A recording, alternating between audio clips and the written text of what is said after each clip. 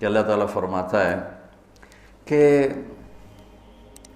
تمہیں خواہشات کی لذتوں نے دیوانہ بنایا ہوا ہے، تمہیں دنیا کی لذتوں نے دیوانہ بنایا ہوا ہے، اور ان دنیا کی لذتوں میں سب سے پہلے عورت ہے۔ اور اس میں کوئی شک نہیں ہے کہ اس دنیا کی سب سے خوبصورت چیز عورت ہے۔ اور ایک آپ کو اپنا تجزیہ بتاؤں کہ دنیا پھری اور پھر کبھی جنگل، کبھی عرش، کبھی فرش، میں جو شعر پڑھا کرتا ہوں، کبھی عرش پر، کبھی فرش پر، کبھی ان کے در، کبھی در بدر، کبھی عاشقی تیرا شکریہ میں کہاں کہاں سے گزر گیا۔ دنیا میں انسان کے علاوہ جتنے نر ہیں وہ بہت خوبصورت اور مادی انتہائی تھکی ہوئی، چوڑی۔ مور دیکھا ہے؟ مور نر دیکھا ہے؟ کیا اس کے پر، کیا اس کی شان، کیا اس کا حسن۔ اور مور نہیں ویکھی مری ہوئی چوئی دی طرح۔ گھوڑے کو دیکھو، میرے والد صاحب گھوڑے رکھا کرتے تھے، تو ہم چھوٹے چھوٹے ہوتے تھے تو جو نر گھوڑے ہوتے تھے ایسے ان کا سر اٹھتا، اور گھوڑیاں ہی کرتی ہوتی تو ساری، حتیٰ کہ چوہا بھی سونا ہوتا ہے چوئی نہ دو۔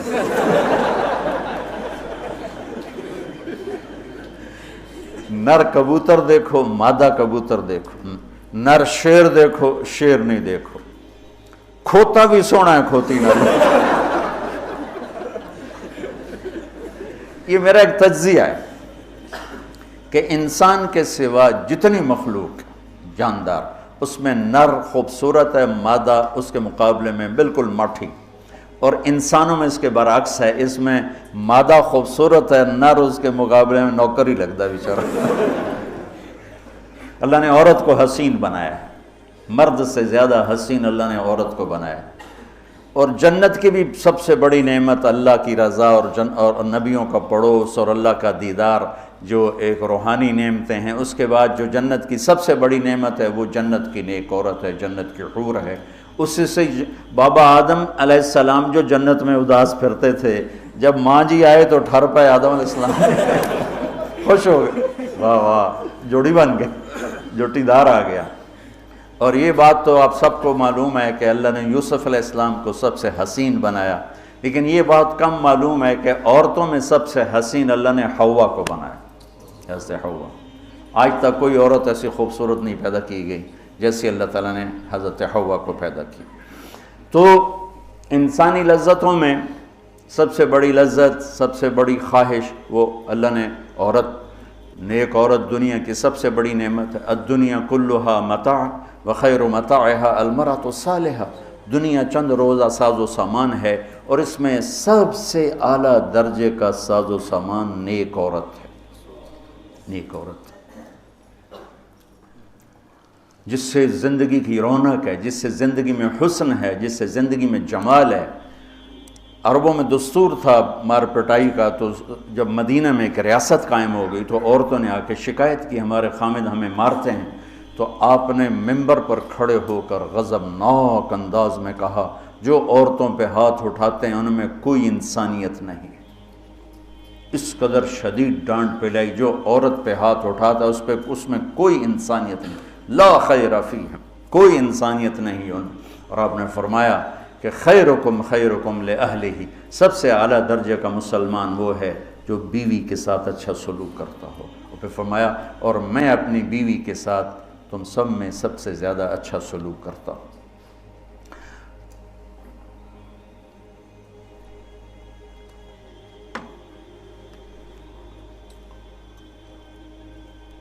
آپ نے 9 گھر آباد کیے جب آپ دنیا سے گئے، 9 بیویاں تھیں، اور کسی گھر میں روٹی نہیں کھانے کو، دودھ نہیں پینے کو، دوا نہیں لینے کو، اور بیویاں قربان ہو رہی ہیں، صدقے واری جا رہی ہیں۔ کس بات پر؟ آپ کے اخلاق، آپ کا حسن سلوک، آپ کا اظہار محبت،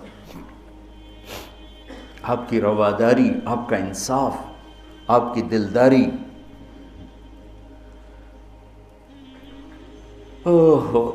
تو اللہ تعالیٰ کہہ رہا ہے تمہیں بڑی اچھی لگتی ہیں عورتیں پھر آگے نمبر 2 اولاد، پھر سونے چاندی کے ڈھیر، پھر بڑے خوبصورت گھوڑے، پھر جانور، پھر کھیتیاں۔ پھر اللہ کہتا ہے یہ تو دنیا کا تھوڑا سا ساز و سامان ہے، اللہ کے پاس بہت خوبصورت ٹھکانہ ہے۔ پہلے دنیا کا بتایا، ابھی ہم بیٹھے تھے، تمہارے استاد کہنے لگے ذہب سونے کو کہتے ہیں، اور ذہب ہے چلے جانا، یعنی یہ وہ چیز ہے جو چلی جاتی ہے، اور فضہ بھی ہے، ان فضہ سے ہے بھاگ جانا، بھگدڑ مچ جانا۔ تو سونے چاندی کے اندر ہی بھاگ جانے کا مطلب پڑا ہوا ہے، تو کون کس کے ساتھ یہ وفا کرے گا؟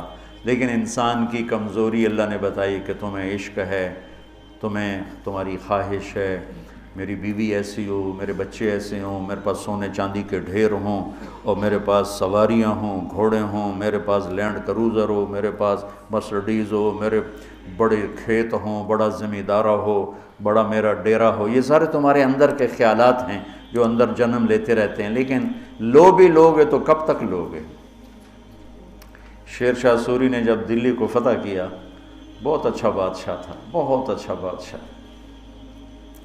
تو وہ کہنے لگا ہائے افسوس، میرے سر پہ حکومت کا سورج اس وقت چمکا ہے جب میری اپنی زندگی کا سورج غروب ہونے والا ہے۔ 60 سال کی عمر میں اس نے فتح کیا دہلی کو، اور 66 سال کی عمر میں فوت ہو گیا۔ تو یہ ساری چیزیں کسی کو مل جائیں، پیدائشی طور پر مل جائیں، وقت کتنا ہے؟ 60 70۔ زیادہ بوڑھا ہو جائے تو اولاد ہی تنگ پہ جانے۔ مولانا صاحب دعا کرو ابا جی نو خیر ہو جاوے، یعنی ہوں ٹر جاوے، ماں جی تے رحمت ہو جاوے۔ لیکن اب اولاد سے خود سنا ہے کہ دعا کرو ماں جی سوکھے ہو جاؤ، مطلب مر کے مگرو لے جاوے۔ اولاد موت کی دعائیں مانگتی۔ تو اب اللہ اس کے تقابل میں لاتا ہے، قُلْ أَؤُنَبِّئُكُمْ بِخَيْرٍ مِّن ذَلِكُمْ۔ انبئ کا مطلب ہوتا ہے بار بار بتانا۔ لگتا ہے جو تمہیں نظر آ رہا ہے اس سے تو تم اثر لے رہے ہو، میں تمہیں بار بار بتاؤں گا، پوری جنت کو قرآن میں پھیرا دوں گا، کبھی یہاں کبھی وہاں، کبھی یوں کبھی یوں، کبھی نہر، کبھی باغ، کبھی حور، کبھی سونا، کبھی چاندی، کبھی لباس، کبھی کھانے، کبھی اپنی رضا، کبھی زندگی کا ابدی سرمدی ہونا۔ انبئ، بار بار تمہیں میں جنت بتاؤں گا۔ اللہ کے فضل سے بر صغیر میں جنت سب سے پہلے اللہ نے میری زبان سے کہلوائی، ورنہ کسی بڑے سے بڑے علامہ خطیب نے جنت کو نہیں کھولا تھا۔ سب سے پہلے جنت اللہ نے میرے ذریعے سے چلوائی، اور وہ بھی ایک عجب میرے رب کا نظام تھا۔ ہم نے بھی پڑھی تو نہیں تھی، نہیں ہمیں پڑھائی گئی تھی۔ جنت کے ابواب چلوائی، تیز گام چل رہی تھی، نہ پڑھنے والے کو پتہ نہ پڑھانے والے کو پتہ۔ تو میں سال لگا رہا تھا، 80 81 میں نے سال لگایا جماعت میں۔ تو فروری کا مہینہ تھا اور ہماری گجراں والے تشکیل تھی، اور کویت کا ایک عرب میرے ساتھ تھا، اکرم اس کا نام تھا، اصل کہیں وہ ترکی تھا لیکن نسلوں سے آباد تھا۔ تو مجھ سے ایک دن کہنے لگا تو نے حادی الارواح الی بلاد الافراح یہ پڑھی ہے؟ یقین میں نے کہا یہ کیا ہوتا ہے؟ وہ نام عجیب ہے نا، حادی الارواح الی بلاد الافراح۔ حادی وہ حدی سے ہے، یحدو سے، وہ جو اونٹ کے لیے حدی ہوتی تھی نا، اونٹ کے لیے نغمہ ہوتا تھا، اونٹ تیز ہوتا تھا، تو روحوں کا وہ نغمہ جو انہیں خوشیوں کے شہر کی طرف لے جائے۔ مجھے پہلے سمجھ میں نہیں، میں نے کہا کیا کہہ رہے ہو، یہ کیا ہے؟ کہنے لگا کتاب ہے۔ میں نے کہا اچھا کتاب کس کی؟ کہا ابن القیم کی۔ میں نے کہا میں نے تو آج نام سنا ہے۔ کہا میں واپس تمہیں چلتے ہیں نا رائمنڈ، تو میرے وہاں پڑی ہے امانت میں تمہیں دوں گا۔ تو ہماری 10 دن کی تشکیل تھی، ہم واپس آئے تو اس نے مجھے وہ کتاب پکڑائی، میں نے اس کو پڑھنا شروع کی۔ سب سے پہلے میرے رونگٹے کھڑے ہوئے کہ یا اللہ، اتنا بڑا تیرا مہمان خانہ، اور ہمیں سوائے لفظ جنت کے علاوہ معلوم ہی نہیں کہ وہ کیا دولت ہے، کیا خزانہ ہے۔ تو کس طرح ہم دنیا سے بے رغبت ہوں گے، کیسے غلط عورتوں کے پھندوں سے بچیں گے، کیسے دنیا کی چمک دمک سے ہم بچیں گے جب تک ہمارے سامنے جنت کی رونق نہ ہو، جنت ایک نوجوان کہنے لگا اللہ حوروں کا لالچ کیوں دیتا ہے؟ میں نے کہا زنا کو روکنے کے لیے کہ لوگ شادی کر کے بھی زنا نہیں چھوڑتے ہیں۔ تو اللہ تعالیٰ نے کہا پاک دامن ہو جا، میں نے تیرے لیے جنت کی خوبصورت لڑکیاں تیار کر کے رکھی ہیں، وَزَوَّجْنَاهُمْ بِحُورٍ عِينٍ، اور ہم خود تمہارا نکاح کریں گے جنت کے حوروں کے ساتھ۔ اللہ نکاح پڑھے گا، سبحان اللہ۔ تو میں سال میں تو چل ہی رہا تھا، اور میرے اس وقت ہوئے تھے ستمبر، اکتوبر، نومبر، دسمبر، جنوری، 5 مہینے گزرے تھے، اور باقی 7 مہینے پڑے تھے۔ سب سے پہلے سال میں نے لگایا تبلیغ میں، پہلے 7 چلے ہوتے تھے۔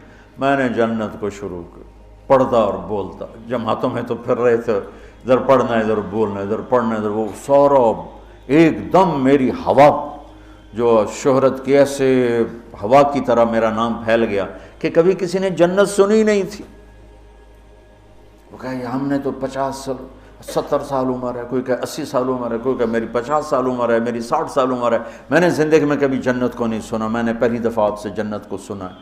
تو وہ جو میں پہلے مشہور ہوا لوگوں میں، وہ جنت کی وجہ سے کہ جنت کو میں نے بیان کرنا شروع کیا۔ سارا 1000 آیات ہیں جنت اور جہنم پر، اور کوئی بیان ہی نہیں کرتا۔ کون ہم مرنا چاہتا ہے؟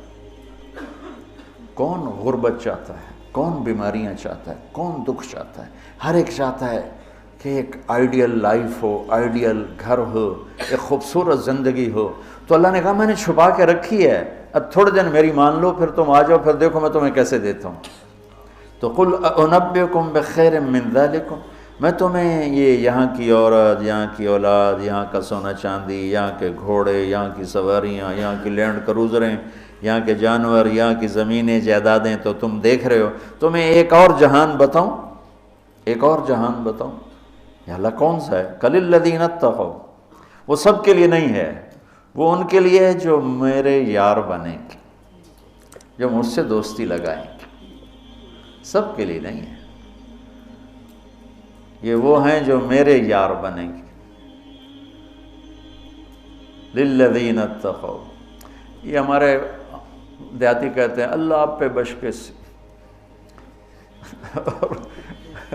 اور یہ زیادہ پڑھے لکھے لوگ کہتے ہیں یہ ایم ہی ہمیں ڈرائی رکھتے ہیں، کچھ بھی نہیں ہے۔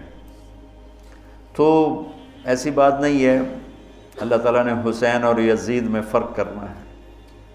رات کو شراب پینے والا اور رات کو نماز پڑھنے والا برابر ہو جائے گا۔ میرے نبی کے نواسے نے جان کیوں دے دی، نسل کیوں ذبح کروا دی؟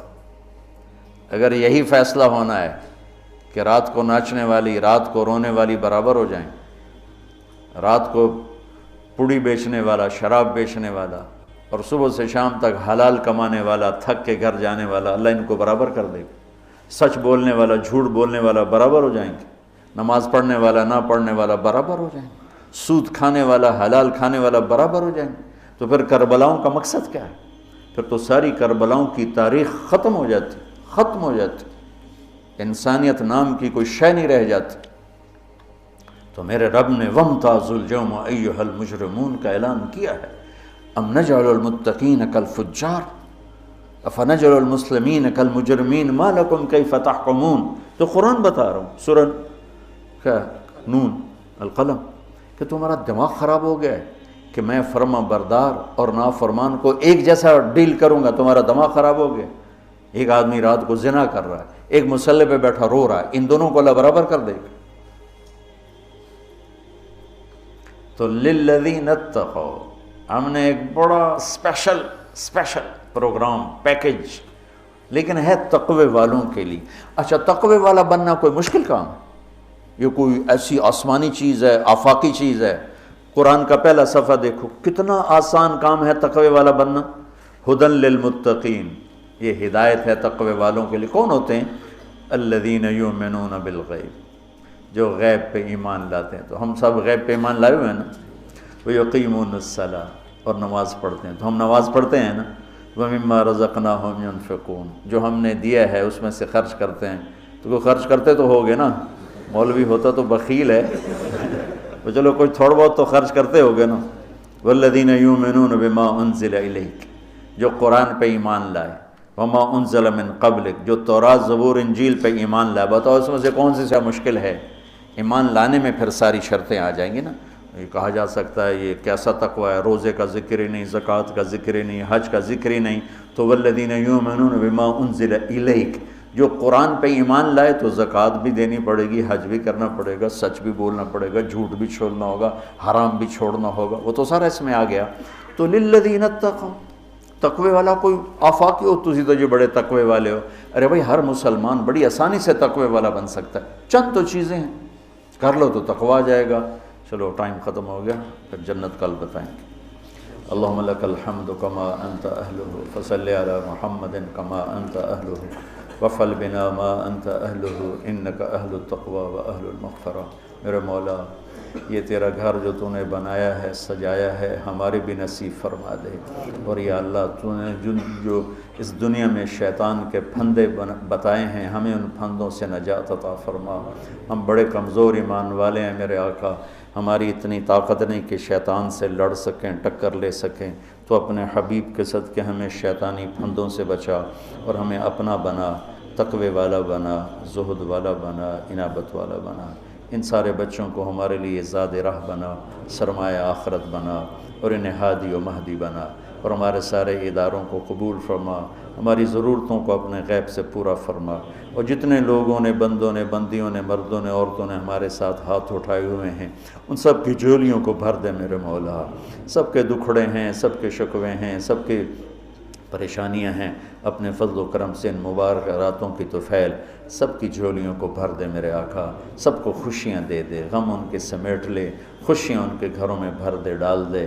یا اللہ جس کے جو مسائل ہیں، کوئی معاشی مسائل ہیں، کوئی بیوی کو مسائل ہیں، کوئی خامد کے مسائل ہیں، کوئی اولاد کے ہیں، کوئی اپنے رشتوں ناتوں کے ہیں، کوئی کاروباری ہیں، سارے مسائل حل فرما دے، اور ہمیں یا اللہ آسانی والی، عافیت والی زندگی دے، اور آسانی والی واپسی مقدر فرما، ایمان کے ساتھ، اپنی رضا کے ساتھ، برحمتک۔